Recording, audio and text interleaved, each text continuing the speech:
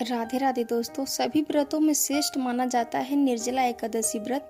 ऐसा माना जाता है कि साल के आप कोई एकादशी ना करें, लेकिन निर्जला एकादशी करने से आपको सभी एकादशी का लाभ मिल जाता है। और कारण यही है कि सामान्य रूप से किए जाने वाले बाकी सभी व्रत एवं उपवास मनुष्य को भौतिक सुख समृद्धि देने की बात करते हैं, लेकिन एकादशी का व्रत मनुष्य को भौतिक सुख समृद्धि तो देता ही है, अपितु उसके साथ साथ परम आध्यात्मिक फल भी प्रदान करता है। इसीलिए अगर कोई मनुष्य इस भौतिक बंधन से पार करना चाहता है तो उसे इस एकादशी व्रत का पालन अवश्य करना चाहिए।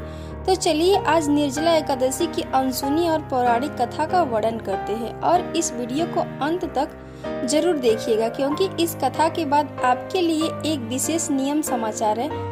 प्रत्येक वर्ष ज्येष्ठ मास में आती है निर्जला एकादशी, जिसे पांडव निर्जला या भीमसेनी एकादशी से भी जाना जाता है। यह वर्ष की सबसे बड़ी एकादशी है। वैदिक शास्त्रों के रचयिता व्यास मुनि कहते हैं, जो भी व्यक्ति इस एकादशी का पूर्व श्रद्धा या नियम से जल का त्याग करके व्रत करता है तो उसे वर्ष के सभी एकादशी का पुण्य फल अपने आप मिल जाता है। और इस कथा का वर्णन आता है गरुड़ पुराण में। हम सब जानते हैं कि पक्षीराज गरुड़ श्री हरि के वाहन है, लेकिन क्या आपको पता है उन्हें इस महान सेवा और पद की प्राप्ति कैसे हुई?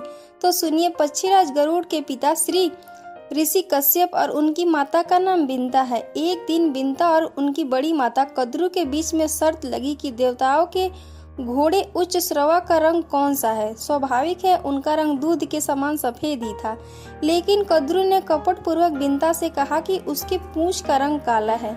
इस बात पर दोनों में शर्त लगी और ये तय किया गया कि इस बात की पुष्टि की जाएगी और जो हारेगा दूसरे का दासत्व स्वीकार करेगा। अब देखिए, कद्रु ने चालाकी पूर्वक अपने सभी संतानों को, जो कि सर्प थे, घोड़े की पूंछ पर लिपट जाने को कहा, ताकि जब पुष्टि की जाए तब उनकी पूंछ काले रंग की दिखे। अपने माता की आज्ञा पाकर सभी सर्पों ने ऐसा किया और परिणाम स्वरूप गरुड़ की माता बिंता ये शर्त हार गई और उन्हें कद्रु की दासी बनकर रहना पड़ा। इस बात से दुखी गरुड़ ने एक दिन प्रण लिया कि वे अपनी माता को इस दासत्व से मुक्त कराएंगे। इसीलिए उन्होंने कद्रु से जाकर पूछा कि अपनी माता को दासत्व से मुक्त कराने के लिए वे क्या कीमत चाहती हैं। तो कद्रु भी चालाक थी। वो चाहती थी कि बिंता सदैव उसकी दासी बनकर रहे। इसीलिए उसने गरुड़ को एक असंभव कार्य सौंपा और वो कार्य था देवलोक से अमृत कलश ले आना। गरुड़ ने अपने पिता के मार्गदर्शन में इस असंभव कार्य को संभव बनाने का निर्णय लिया और देवलोक में जाकर अपने संघर्षों के बाद पश्चात वे अमृत कलश को धरती पर लाने में सफल हुए और इस प्रकार उन्होंने अपनी माता को कद्रु के दासत्व से मुक्ति दिलाई। जब भगवान श्री विष्णु ने गरुड़ के इस महान पराक्रम, बुद्धि, चातुर्य, विनम्रता को देखा तो उन्होंने उसे अपना वाहन बनाने का प्रस्ताव रखा। गरुड़ के लिए यह अत्यंत सौभाग्य की बात थी। उन्होंने बहुत प्रसन्नता पूर्वक इस सेवा को स्वीकार किया। एक दिन गरुड़ और श्री भगवान के बीच कुछ संवाद हो रहा था। उस समय गरुड़ ने अपने भगवान श्री हरि से पूछा कि हे भगवान, मैंने सुना है कि सभी व्रतों में एकादशी तिथि आपको सर्व अधिक प्रिय है, लेकिन कई बार इस एकादशी तिथि को लेकर अनेक भ्रांतियां फैली रहती हैं। तो आखिर कौन से दिन इसका पालन करना चाहिए, इस विषय में मैं जानना चाहता हूँ। इसके उपरांत इस एकादशी के महात्म्य के विषय में भी मैं जानना चाहता हूँ।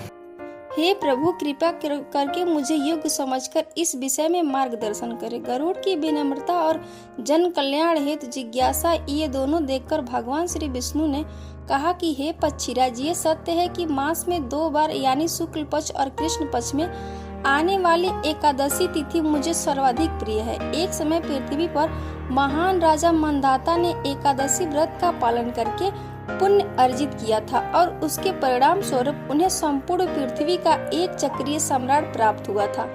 इसीलिए प्रत्येक व्यक्ति अपने जीवन के परम लक्ष्य आध्यात्मिक जीवन में उन्नति हेतु इस एकादशी का व्रत करना चाहिए। और रही बात एकादशी तिथि के सटीक पालन के, तो ध्यान पूर्वक सुनो।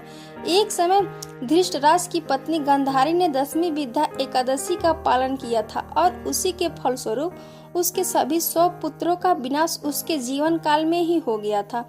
इसीलिए किसी भी व्यक्ति को दशमी विद्या एकादशी का पालन नहीं करना चाहिए। द्वादशी के साथ जो एकादशी आती है उस एकादशी तिथि में भगवान श्री हरि का सानिध्य रहता है, लेकिन जो दशमी से युक्त एकादशी होती है उसमें असुरों का सानिध्य रहता है, इसीलिए उसका पालन नहीं करना चाहिए। ऐसे समय में व्यक्ति को द्वादशी के दिन एकादशी का पालन करना चाहिए। यदि एकादशी तिथि एक कला मात्र गणना में भी रहती है तो द्वादशी युक्त एकादशी को ही यह व्रत उपवास है।